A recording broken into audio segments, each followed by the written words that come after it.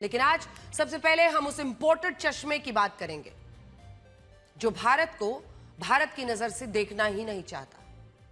हम आपसे पूछते हैं कि आप भारत को किस नजर से देखते हैं? आप भारत को अपने देश की नजर से देखते हैं या आप भारत को इस निगाह से देखते हैं कि यहां सरकार किसकी है? फिर तय करेंगे कि भारत पर क्या राय बनानी है। हम मानते हैं कि लोकतंत्र में सरकार की समीक्षा होनी चाहिए, प्रधानमंत्री पर भी सवाल उठने चाहिए, लेकिन सवाल यह है कि क्या सिर्फ प्रधानमंत्री का विरोध करने के लिए देश को भूल जाना सही हो सकता है?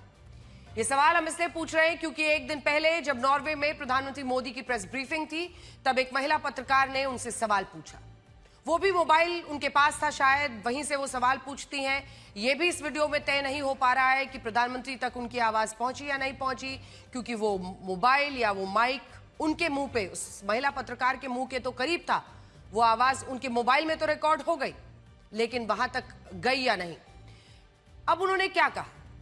इस महिला पत्रकार ने कहा कि प्रधानमंत्री मोदी दुनिया के सबसे स्वतंत्र मीडिया को सवाल पूछने का मौका क्यों नहीं दे रहे। ये बात भी तब कही जब प्रधानमंत्री मोदी वहां से जा रहे थे और मीडिया ब्रीफिंग के दौरान ये सब हुआ है। इस मीडिया ब्रीफिंग में प्रधानमंत्री मोदी और नॉर्वे के प्रधानमंत्री अपनी बातचीत का सिर्फ ब्यौरा देने आए थे और यह तय किया गया था कि दोनों प्रधानमंत्री अपनी तरफ से आपसी सहयोग पर जो फैसले लिए गए हैं उस पर जानकारी देंगे। लेकिन फिर यह घटना हुई जब अंत हो चुका था, प्रधानमंत्री निकल रहे थे और तब हुई जब वहां ब्रीफिंग रूम में कई पत्रकार बैठे थे, लेकिन उनमें से सिर्फ एक महिला पत्रकार ने यह कहा कि प्रधानमंत्री मोदी मीडिया के सवाल क्यों नहीं ले रहे, और उन्होंने अपने मोबाइल पर रिकॉर्ड कर लिया। बड़ी बात यह है कि इस घटना का पूरा वीडियो इस महिला पत्रकार ने उसके बाद सोशल मीडिया प्लेटफॉर्म एक्स पर डाला।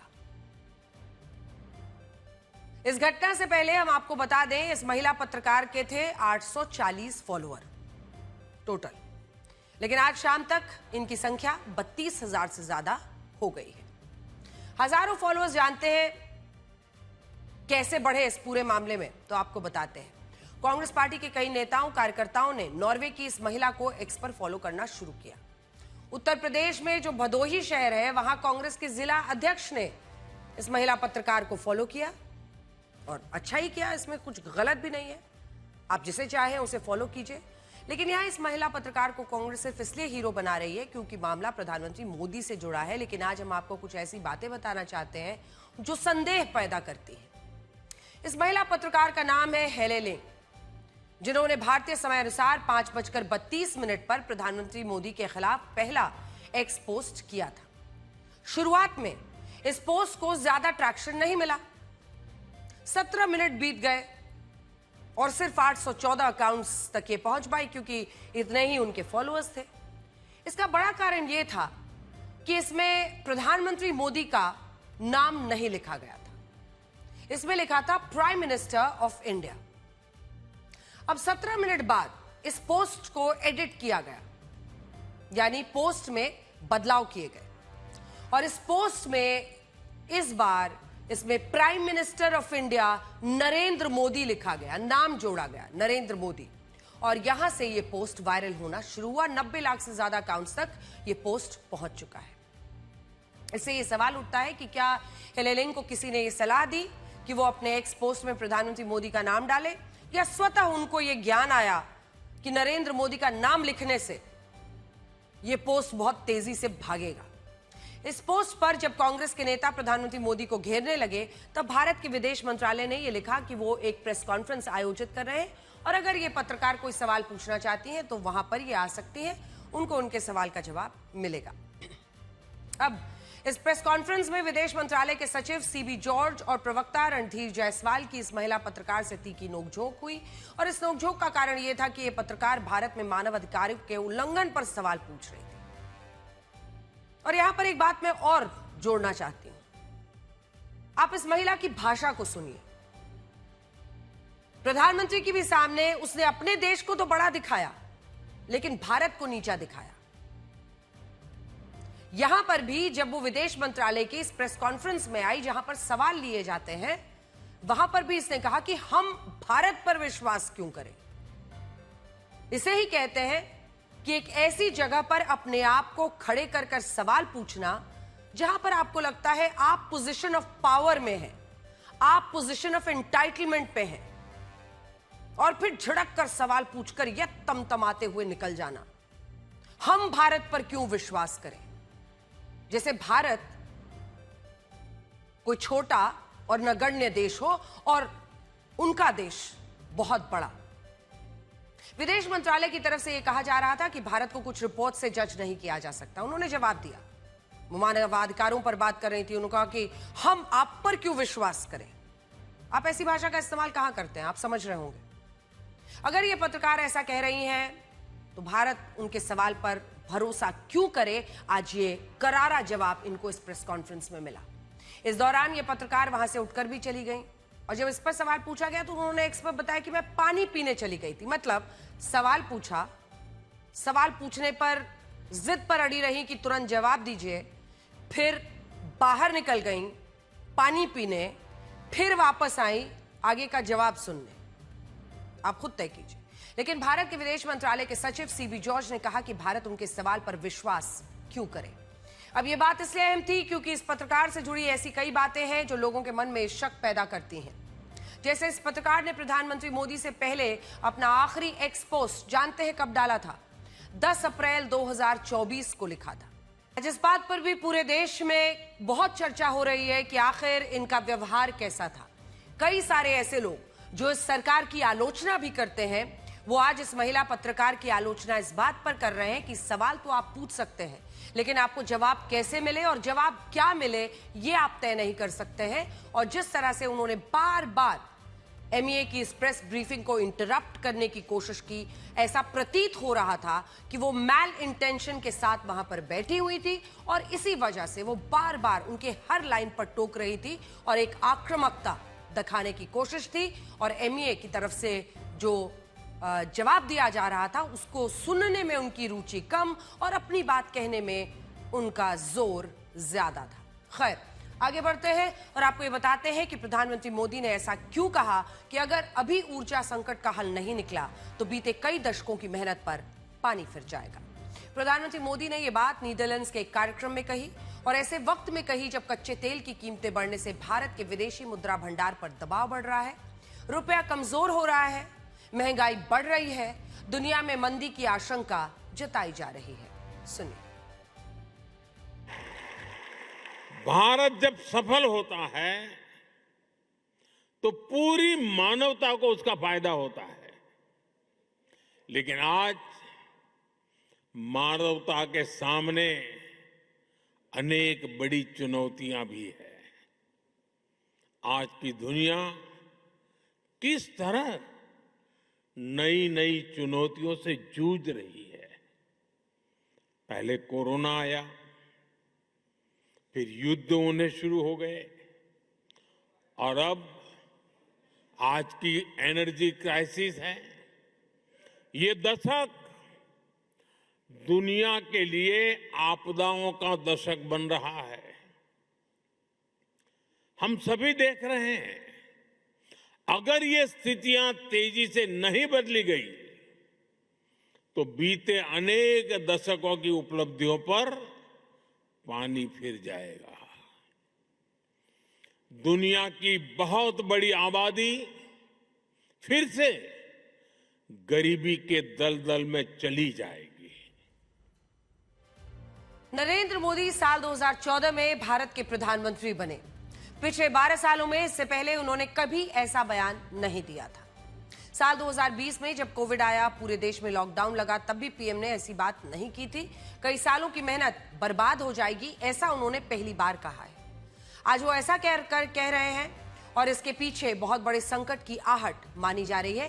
क्यों? अब उसे कुछ आंकड़ों से समझिए। युद्ध शुरू होने से पहले भारत की अर्थव्यवस्था बहुत तेज गति से आगे बढ़ रही थी। हम अमेरिका, चाइना, जर्मनी के बाद दुनिया की चौथी सबसे बड़ी अर्थव्यवस्था बन गए थे। 4.18 ट्रिलियन डॉलर की हो गई थी। इस मामले में जापान भी हमसे पीछे चला गया था, लेकिन ईरान युद्ध के कारण जिस तरह से विदेशी मुद्रा भंडार पर दबाव बना और रुपया कमजोर हुआ, उससे भारत अर्थव्यवस्था के मामले में चौथे स्थान से सीधे छठे स्थान पर खिसक गया। ये वही स्थान है जिस पर भारत साल 2018 में था, यानी मौजूदा ऊर्जा संकट ने भारत की अर्थव्यवस्था को 8 साल पीछे धकेल दिया और ब्रिटेन और जापान की अर्थव्यवस्था एक बार फिर से हमसे आगे निकल गई। इन आंकड़ों से आप खुद समझ सकते हैं कि प्रधानमंत्री मोदी ये क्यों कह रहे हैं कि इस ऊर्जा संकट के कारण बीते दशकों की मेहनत बेकार हो जाएगी। असल में सारी कहानी करेंसी की होती है। करेंसी वो स्तंभ है जिस पर पूरी अर्थव्यवस्था का भार होता है। अगर किसी देश की करेंसी मजबूत हो तो उसके लिए विदेशी मुद्रा में आयात यानी दूसरे देशों से अपनी जरूरत का सामान खरीदना ज्यादा मुश्किल नहीं होता, क्योंकि उसके पैसे में दम होता है। ऐसी स्थिति में करेंसी की वैल्यू ज्यादा होने से आयात बिल स्थिर रहता है और विदेशी मुद्रा भंडार पर दबाव नहीं बढ़ता। लेकिन इसी जगह जब करेंसी कमजोर हो जाए तो एक चक्र की तरह अर्थव्यवस्था को लेकर आम आदमी की जेब पर आर्थिक बोझ बढ़ने लगता है। जैसे इस ग्राफिक से समझिए कि रुपया कमजोर होता है तो डॉलर महंगा हो जाता है। डॉलर महंगा होता है तो आयात यानी इंपोर्ट महंगा हो जाता है। एक एक करके मेरे सामने से देखिए जो लिखा हुआ है। इंपोर्ट महंगा होता है तो तेल महंगा हो जाता है। तेल महंगा होता है तो ट्रांसपोर्ट महंगा हो जाता है, जो माल ढुलाई हम कहते हैं, ट्रक से जो भी आवाजाही होती है।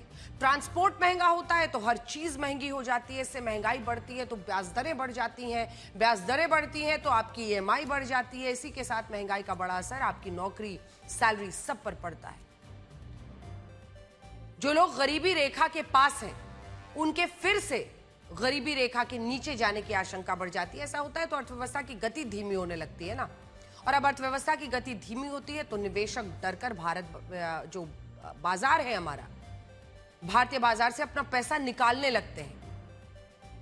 और जब ये होता है तो रुपया और कमजोर होता है। ये चक्र बन जाता है और अभी यही हो रहा है। मैं आपको बड़ी स्क्रीन पर दिखाती हूं कि कैसे भारतीय रुपया इस वक्त बहुत बड़े संकट से घिरा हुआ है और कैसा ये जो रुपया का डिवैल्यूएशन है वो लगातार दिख रहा है और एक बड़े संकट के तौर पर अब पूरे देश के सामने आ गया है।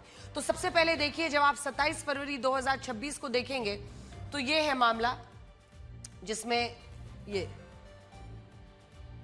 90.95, मतलब ये अभी फरवरी को जब ये युद्ध शुरू हुआ था 28 फरवरी को, तब 27 फरवरी का आप वैल्यू देखिए क्या है। कलर्स इसमें लाइट हो गए, ठीक है। और जब आप यहां पे देखेंगे तो ये 96 रुपया हो गया। तो 96 रुपए इसकी स्थिति हो गई 96.34। और ये साफ साफ बता रहा है कि जो पैसा टूटा है, आप लोग सोचिए 5.39 यानी मतलब 5 रुपए 39 पैसे, मतलब लगभग 5.92%। तो ये अपने आप में बता रहा है कि किस तरह की स्थिति इस वक्त बनती हुई दिखाई दे रही है। रुपया का कमजोर होना किसी भी इकोनॉमी के लिए, किसी भी अर्थव्यवस्था के लिए बहुत खराब संकेत लाता है। और खराब संकेत क्यों लाता है? क्योंकि आप जितना भी बाहर से सामान खरीदते हैं उसके लिए आपका ज्यादा रुपया खर्च होता है, क्योंकि उसका वैल्यू घट चुका है। अब देखिए, जब आप अगला नंबर आप देखेंगे तो आपको समझ में आएगा कि क्या स्थिति बनती हुई दिखाई दे रही है। तो देखिए ये वाला, ये करते हैं दूसरा। अब आप देखिए 27 फरवरी को जो भारत यूरो सब का हम आपको वैल्यू बता रहे हैं, फिर 18 मई का देखिए और अंतर देखिए। तो सिर्फ 3 मतलब 2 किस किस को फायदा हुआ है? तो ये दिख रहा है आपको, ये समझ गए कौन? चीनी युआन। क्योंकि ऐसे मौके पर भी इन लोगों ने अपने तेल, रशिया की तो जबरदस्त फायदे में रहा है। रशिया सबसे ज्यादा, और अगर कोई इस पूरी वैश्विक परिस्थिति में सबसे ज्यादा बल्ले बल्ले करता हुआ दिख रहा है तो वो व्लादिमीर पुतिन और रूस है। क्योंकि जैसे ही हॉर्मुज से पूरा तेल बाधित हुआ, सबसे ज्यादा रशिया ने कच्चा तेल पूरे विश्व में बेचा। भारत ने भी अपनी जो खरीद है वहां से बढ़ा दी है। और इसी वजह से डॉलर के मुकाबले अगर कोई एक करेंसी है जो सबसे ज्यादा मजबूत हुआ है तो वो रूसी रूबल है। और देखिए लगभग 4.201 का फायदा, बाकी सारे लॉस में चल रहे हैं सबसे ज्यादा। लेकिन इस लिस्ट में अगर आप देखिए तो पहले नंबर पर -5.34 यानी 5.87 की जो गिरावट है वो भारत के रुपए में दिख रही है। उसके बाद से जापानी येन है जो आप देख रहे हैं लगभग 0.25% के आसपास गिरी है। और ऐसे ही उसके बाद से यूरो भी गिरा है डॉलर के मुकाबले, लेकिन कम है। ब्रिटिश पाउंड भी गिरा है डॉलर के मुकाबले, लेकिन ये उससे भी कम है। और इधर आप देखिए तो बांग्लादेशी टका भी गिरा है जो उससे कम ही दिखेगा, सबसे कम दिख रहा है। तो इससे आपको समझ में आ गया कि क्या हालत है इस वक्त, और रुपया का ये गिरना क्यों भारत के लिए एक बहुत जबरदस्त खतरनाक संकेत लेकर आ रहा है। तो कुल मिलाकर जब आप देख रहे हैं तो कैसे ये 26 मई और 18 मई के बीच का जो ये डिफरेंस दिख रहा है वो आपको बता रहा है कि किस तरह की परेशानी रुपये के सामने आ गई है। और अब तो सबसे बड़ी आशंका ये जाहिर की जा रही है, हालांकि हम ये बिल्कुल नहीं कह रहे हैं कि भारत में संकट की स्थिति नहीं है, ये तय है। हमने आपको एक एक नंबर के साथ बताया कि कैसे हमें तैयारी रखनी चाहिए और कैसे हमें ये समझना पड़ेगा कि ये संकट की स्थिति है, लेकिन अगर समझबूझ के साथ हम चले तो इससे उबर पाएंगे। भारत में आज भी दूसरी बार पेट्रोल डीजल की कीमतें बढ़ी। दिल्ली में 1 लीटर पेट्रोल 87 पैसे, कोलकाता में 96 पैसे, मुंबई में 91 पैसे, चेन्नई में 1 लीटर पेट्रोल 82 पैसे महंगा हुआ। इसी तरह 1 लीटर डीजल में 90 पैसे महंगा हुआ और पिछले 4 दिनों में पेट्रोल डीजल की कीमतें प्रति लीटर 4 रुपए बढ़ गई हैं। बहुत सारे विशेषज्ञ ये कह रहे हैं कि अभी पेट्रोल डीजल आने वाले दिनों में प्रति लीटर 10 रुपए तक महंगा हो सकता है, जिससे महंगाई बढ़ सकती है। पिछले हफ्ते तक तेल कंपनियों को हर दिन कुल 1000 करोड़ रुपए का घाटा हो रहा था, लेकिन जब प्रति लीटर 3 रुपए पेट्रोल डीजल महंगा हुआ तो ये घाटा 250 करोड़ रुपए कम हो गया। अब अगर इस घाटे को पूरी तरह शून्य करना है तो सरकार को प्रति लीटर पेट्रोल डीजल की कीमतें 12 रुपए बढ़ानी होंगी और इससे दिल्ली में 1 लीटर पेट्रोल 106 रुपए 77 पैसे हो जाएगा, सेंचुरी पार। अब आप पूछेंगे कि क्या इसका कोई समाधान है और ऐसा क्यों नहीं हो सकता कि पेट्रोल डीजल की कीमतें नियंत्रित रहें या मौजूदा कीमतों से कम हो जाए? तो इसका जवाब यह है कि ऐसा बिल्कुल हो सकता है। अगर पेट्रोल डीजल को जीएसटी के दायरे में लाया जाए तो कीमतें कम हो सकती हैं। एक्सपर्ट्स का मानना है जैसे पेट्रोल डीजल जीएसटी के 5% के स्लैब में आता है तो इसकी कीमतें 81 रुपए हो जाएंगी। 12% स्लैब में आता है तो 87 रुपए हो जाएंगी। 18% में आता है तो 91 रुपए हो जाएंगी। 28% के स्लैब में भी आता है तब भी 100 से कम 99 रुपए का होगा। और अगर कच्चे तेल की कीमतें कम हो गई तो ये 1 लीटर पेट्रोल 90 रुपए का भी हो सकता है।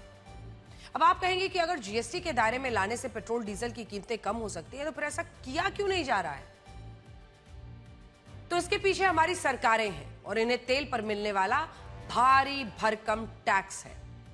असम में पेट्रोल और डीजल को जीएसटी के दायरे में लाने का फैसला साधारण बहुमत यानी सिंपल मेजॉरिटी से नहीं लिया जा सकता। तो असल में अगर आप देखिए तो सिंपल मेजॉरिटी से इसको नहीं लाया जा सकता जीएसटी के दायरे में। जीएसटी का काउंसिल होता है जिसमें केंद्र भी है, जिसमें तमाम राज्यों के वित्त मंत्री भी आते हैं। तो जीएसटी काउंसिल में फैसले वेटेड वोटिंग सिस्टम से होते हैं, जिसमें वोट करने वाले सदस्यों के कुल वेटेड वोट का 75% समर्थन जरूरी होता है। अभी केंद्र सरकार के वोट का वेटेज 1/3 है, 33.33%, जबकि सभी राज्यों के वोट मिलाकर 2/3 यानी 66.67% वेटेज रखते हैं। इसका मतलब यह हुआ कि ना तो केंद्र सरकार अकेले कोई फैसला ले सकती है और ना ही राज्य सरकारें अकेले कोई निर्णय पास करा सकती है। 75% समर्थन की शर्त का मतलब है कि पेट्रोल डीजल को जीएसटी में लाने के लिए केंद्र और बड़ी संख्या में राज्य दोनों की सहमति जरूरी है और यही कारण है कि सालों से इस पर चर्चा होने के बावजूद अब तक सहमति नहीं बनी। अगर पेट्रोल जीएसटी के तहत आता है तो कई आर्थिक गणनाओं के मुताबिक इसकी कीमतों में लगभग 20% तक कमी आ सकती है। और इसका मतलब जानते हैं क्या होगा? इसका मतलब यह होगा कि आने वाले वक्त में महंगाई को भी हम नियंत्रित कर पाएंगे, क्योंकि माल ढुलाई से ही पेट्रोल डीजल की कीमतें बढ़ने से ही सब पर कैस्केडिंग इफेक्ट होता है। और अगर साथ ही पूरे देश में ईंधन की कीमतें लगभग एक जैसी होंगी, है ना, ये जो अभी हम आपको बताते हैं, दिल्ली में कुछ कीमत, मुंबई में कुछ कीमत, दूसरे राज्य में कुछ और कीमत, चेन्नई में अलग कीमत, कोलकाता में अलग, वो खत्म हो जाए। एक दाम पूरे देश में चलेगा। अलग अलग राज्यों के वैट अलग अलग है, सेस की वजह से हर राज्य में पेट्रोल डीजल की कीमत अलग होती है, लेकिन इसके पीछे सबसे बड़ा विवाद राज्यों की कमाई का है। जैसे पूरे देश में पेट्रोल पर सबसे ज्यादा 31% वैट आंध्र प्रदेश में चंद्रबाबू नायडू की टीडीपी सरकार वसूलती है, 31%। इसके अतिरिक्त राज्य सरकार प्रति लीटर 4 रुपए वैट, 1 रुपए रोड डेवलपमेंट सेस भी वसूलती है। इसके बाद है तेलंगाना, जहां पर सबसे ज्यादा वैट रेवंत रेड्डी की सरकार वसूलती है। कांग्रेस की सरकार है जो इन कीमतों को सबसे ज्यादा मुद्दा बना रही है। तेलंगाना की सरकार 1 लीटर पेट्रोल पर 35.2% वैट वसूलती है और 1 लीटर डीजल पर 27% वैट वसूल लेती है। तीसरे स्थान पर है केरल, जहां कांग्रेस ने चुनाव जीता है। इससे पहले एलडीएफ की सरकार थी, तब से 1 लीटर पेट्रोल पर लगभग 30% सेल्स टैक्स, 1 रुपये अतिरिक्त सेल्स टैक्स, 2 रुपये सोशल सिक्योरिटी सेस, 1% अलग से सेस लिया जाता है। और केरलम में डीजल पर भी राज्य सरकार के टैक्स की यही कहानी है। इसके बाद चौथे नंबर पर है मध्य प्रदेश, बीजेपी की सरकार है। 5वें नंबर पर है महाराष्ट्र, यहां भी बीजेपी की सरकार है। यानी कहने का मतलब यह है कि राजनीति तो सारी पार्टियां कर रही हैं, लेकिन हकीकत यह है कि यही पार्टियां अपने राज्यों में पेट्रोल डीजल पर सबसे ज्यादा वैट वसूलती हैं, क्योंकि आपको इतनी अंदर की बात पता नहीं होती, इसलिए आप सोच लेते हैं कि ये सारा टैक्स अकेले केंद्र सरकार को जा रहा है, जबकि ये बात सच नहीं है। राज्यों को जो वैट मिलता है वो उसमें भी सोचती हैं कि ज्यादा से ज्यादा जो ग्राहक है उनसे नोच लिया जाए।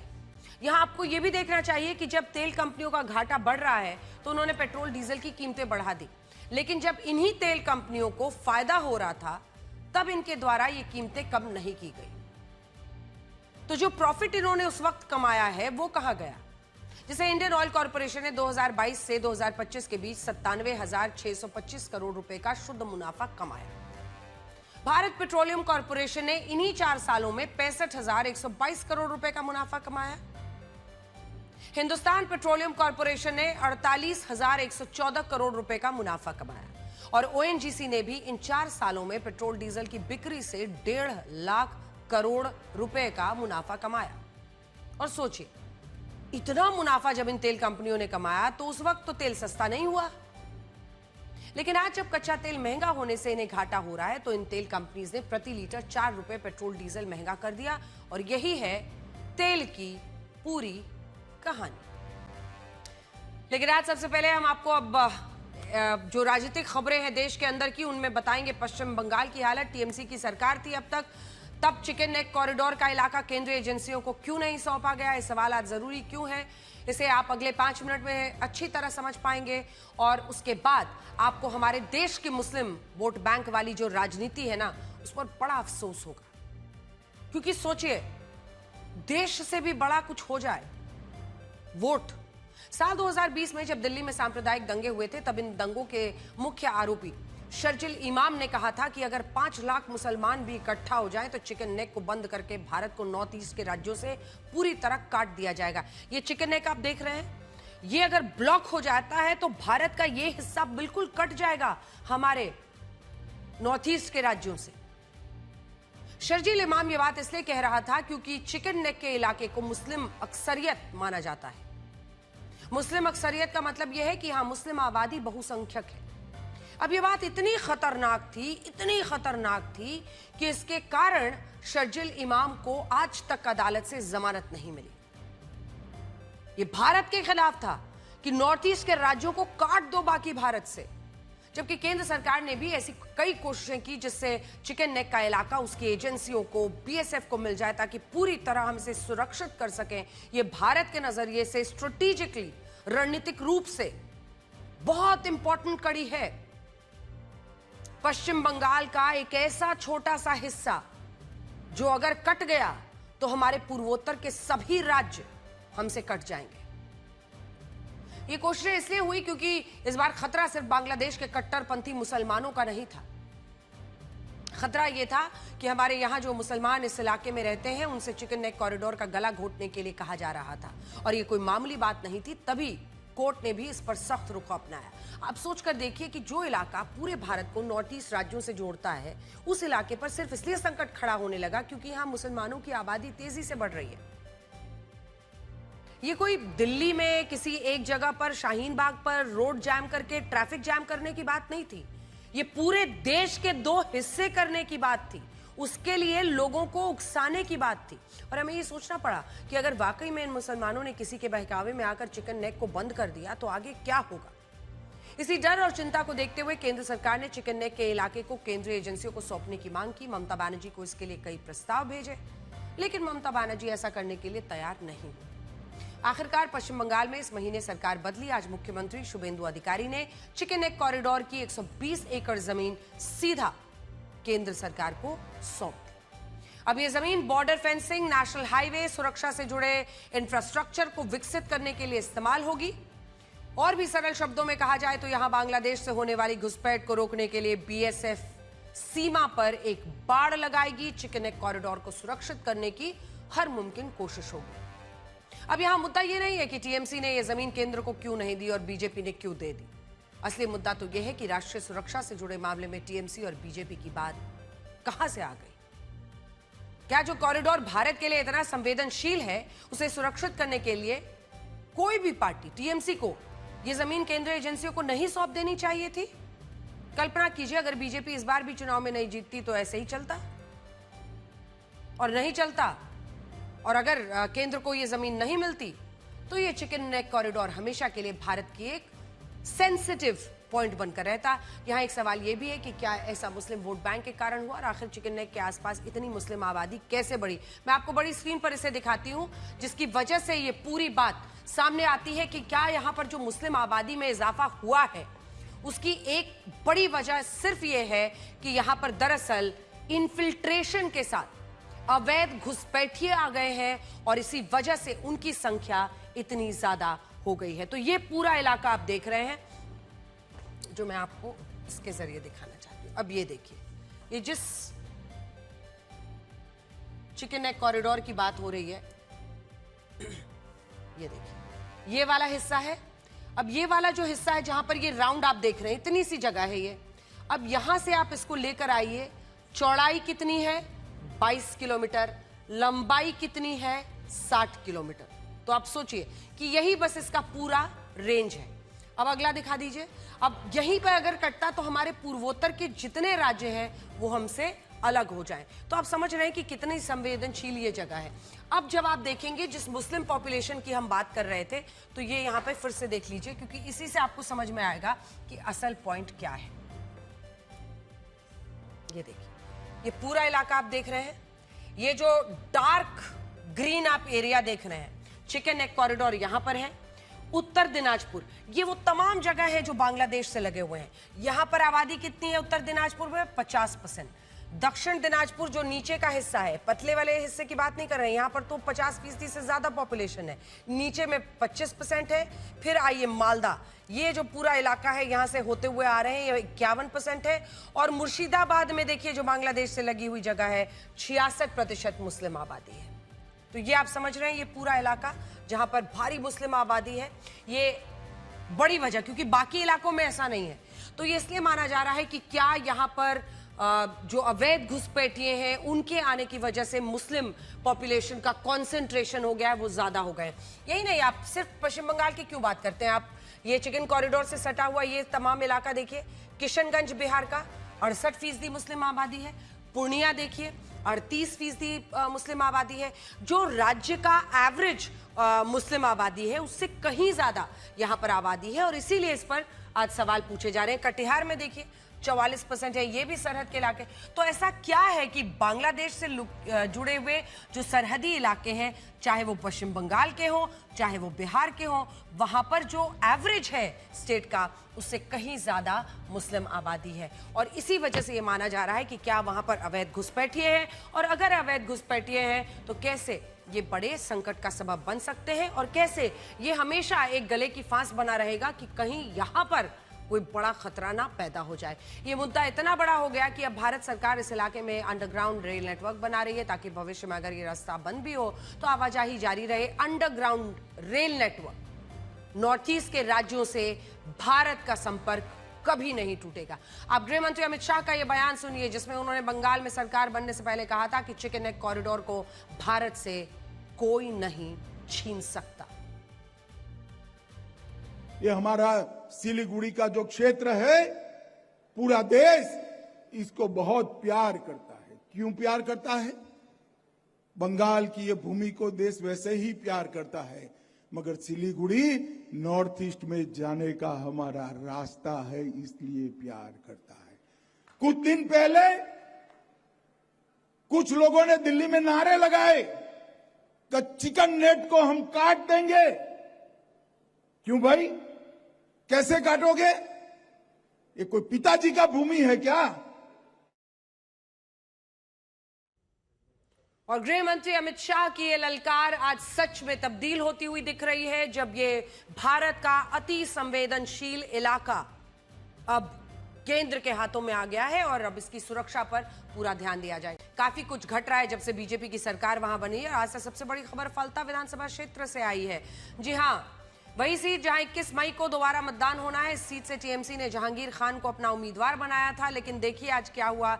वही जहांगीर खान जो अपनी रैलियों में खुद को पुष्पा बताते थे, ये कहते थे कि वो फ्लावर नहीं फायर है, वो पुष्पा की तरह झुकते नहीं है, लेकिन आज जहांगीर खान की कहानी में नया ट्विस्ट आया।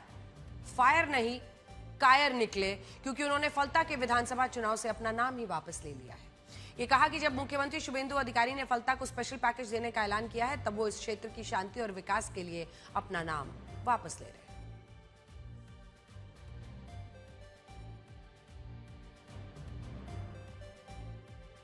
वैसे ये सोचने वाली बात है कि केवल स्ट्रेट ऑफ हॉर्मूज से तेल की सप्लाई बाधित होने पर कच्चे तेल की कीमतें $110 प्रति बैरल पहुंच गई हैं।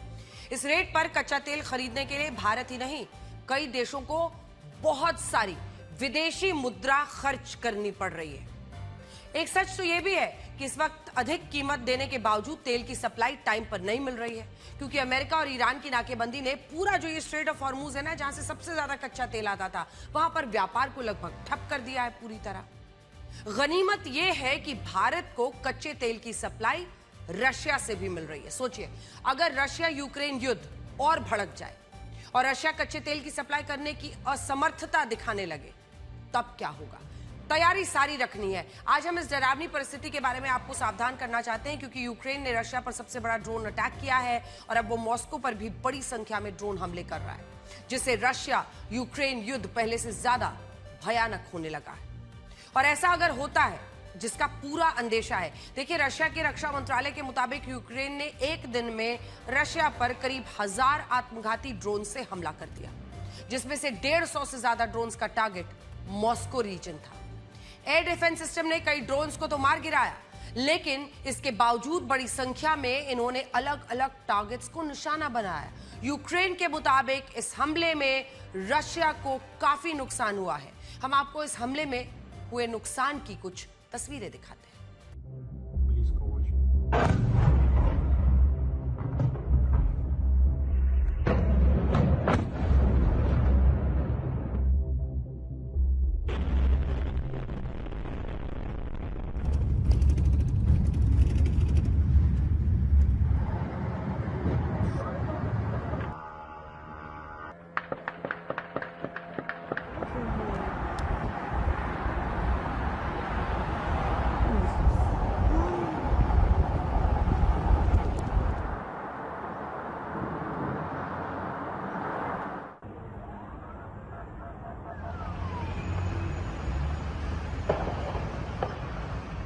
इस भयानक हमले को यूक्रेन के राष्ट्रपति वोलोदिमीर ज़ेलेंस्की ने कीव का बदला कहा। उनके मुताबिक ये अटैक 13 और 14 मई को रशिया द्वारा कीव पर किए गए हमले का जवाब है।